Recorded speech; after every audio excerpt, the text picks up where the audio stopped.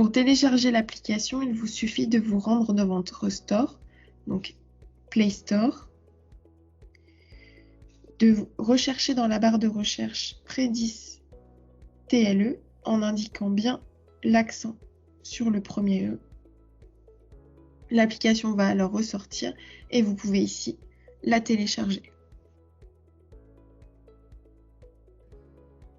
Du coup, je me connecte sur l'application Predis TLE.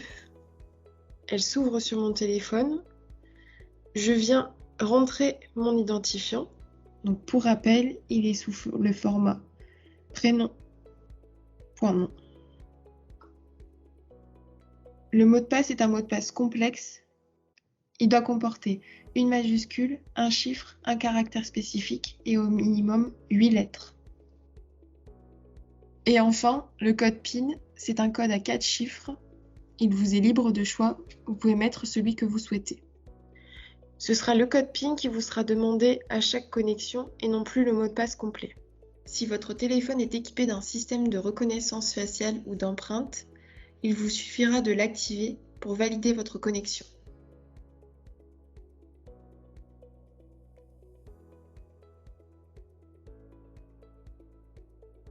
Une fois connecté, vous allez arriver sur l'espace de sélection du profil. Predis TLE, donc Predis Téléexpertise en dermatologie, a une partie plaie et une partie tumeur. Ici, nous allons vous montrer un exemple de demande de téléexpertise tumeur. Donc je clique sur la tumeur. Au niveau de l'onglet dossier, s'affiche l'ensemble de mes dossiers. Pour créer une nouvelle demande de téléexpertise, je viens cliquer sur le bouton rouge en bas de l'écran. J'arrive donc au niveau de la création d'identité. Je viens saisir le nom de mon patient, son prénom et sa date de naissance.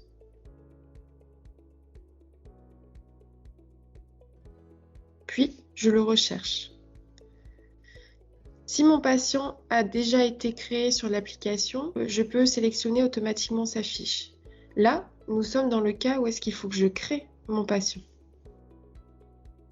Ma patiente s'appelle Audrey Charlet. Elle est née le 31 août 1995. Je viens de la créer. Là, on arrive au niveau du consentement. Donc, ma patiente a consenti à réaliser l'acte de téléexpertise et je viens sélectionner le destinataire de ma demande de téléexpertise.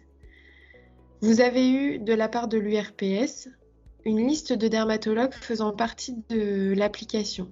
Si vous ne possédez pas cette liste, vous pouvez tout à fait contacter Audrey Charlet au niveau de l'URPS. Elle vous la retransmettra par mail.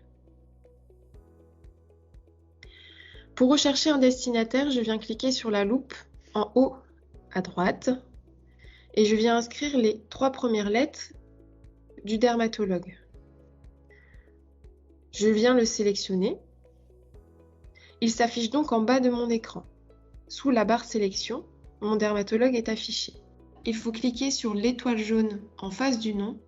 Cela vous évitera de refaire la recherche à chaque téléexpertise.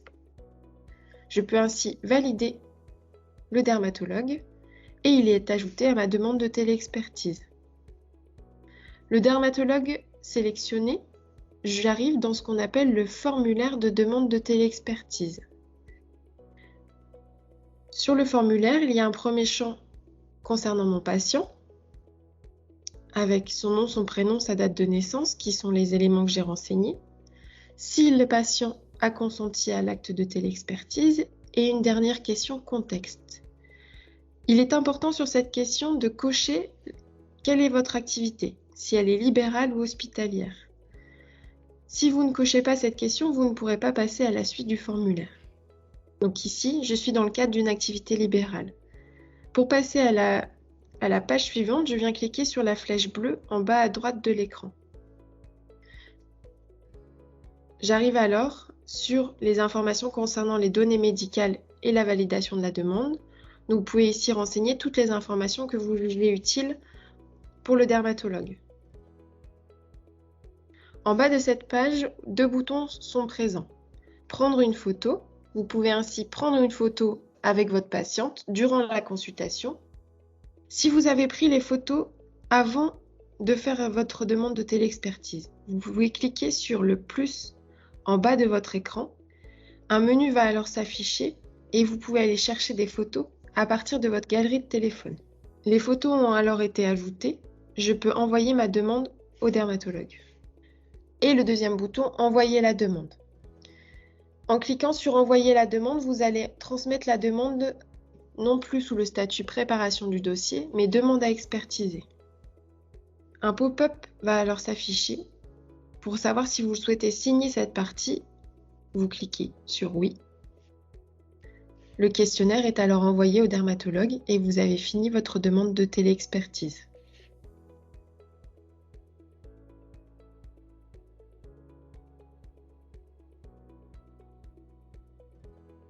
Je ne suis pas sûre d'avoir sélectionné un dermatologue pour ma demande de téléexpertise. Comment puis-je vérifier? Au niveau de votre dossier, à la fin de la ligne, vous avez 3 points à la verticale. Il suffit de cliquer dessus et un menu va alors s'afficher en bas de votre écran. Et en cliquant sur modifier les destinataires, vous allez pouvoir ajouter ou supprimer un dermatologue au niveau des destinataires.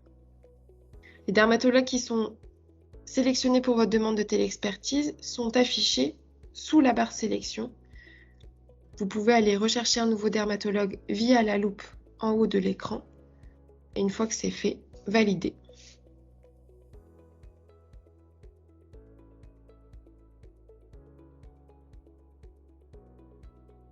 Vous n'avez pas eu le temps d'ajouter les photos ou vous n'avez pas eu la possibilité d'ajouter des photos lors de votre demande de téléexpertise. Pour cela, vous pouvez cliquer sur le dossier et l'ajouter directement en cliquant sur le petit plus en bas à droite de votre écran. Un menu va alors s'afficher. Vous pouvez prendre la photo en direct, ajouter à partir de votre galerie photo. Donc moi ici, je vais venir la chercher au niveau de ma galerie photo. Je sélectionne ma photo, je la valide et elle va ainsi être ajoutée à ma demande de téléexpertise. Vous pouvez donc la voir le 9 décembre à 10h40. C'est la photo que je viens d'ajouter.